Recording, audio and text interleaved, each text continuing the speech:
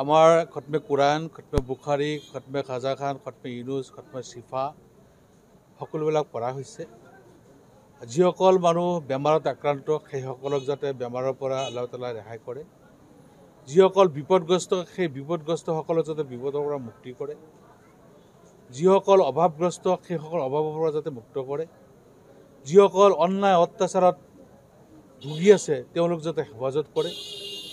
আমাৰ ভাৰতবৰ্ষত এটা অসমৰ সমূহ জাতি জনগোষ্ঠীৰ মানুহ যাতে আমি একেলগে মিলা প্ৰীতিৰে থাকিব পাৰোঁ, ইজনে সিজনে মৰমৰ মাজেৰে যাতে আঁকোৱালি ল'ব পাৰোঁ, বিশ্বত যাতে শান্তি প্ৰতিষ্ঠিত হয়।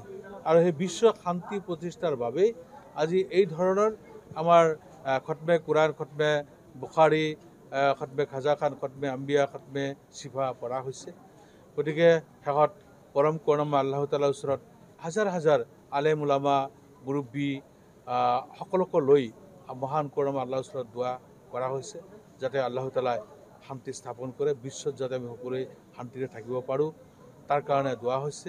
আৰু আজি আৰু বিশেষ এটা দিন আমাৰ অসম প্ৰদেশ কংগ্ৰেছ কমিটিৰ মাননীয় সভাপতি গৌৰৱ গগৈ ডাঙৰীয়াৰো জন্মদিন, আৰু সেই জন্মদিন উপলক্ষেও মহান কৰুণাময়ৰ ওচৰত আমি প্ৰাৰ্থনা কৰিছোঁ যাতে তেওঁক আল্লাহ তাআলাই শক্তি দিয়ে, যাতে ধৰ্মনিৰপেক্ষ শক্তিৰ বাহক হিচাপে তেওঁ যাতে ধৰ্মনিৰপেক্ষতা বজাই ৰাখি অসম তথা ভাৰতবৰ্ষত যাতে শান্তিৰ প্ৰতিষ্ঠাৰ দিশত তেওঁ আগবাঢ়ি যাব পাৰে তাৰেই আল্লাহৰ ওচৰত প্ৰাৰ্থনা কৰা হৈছে।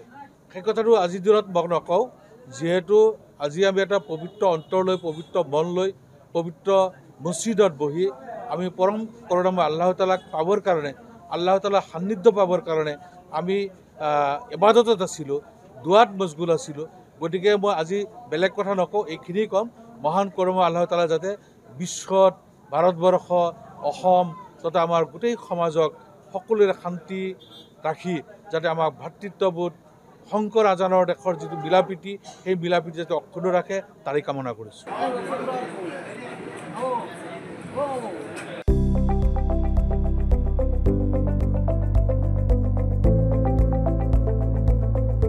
NB নিউজ, সহজ সৰল ভাষাত নৱভাৰতৰ কথা।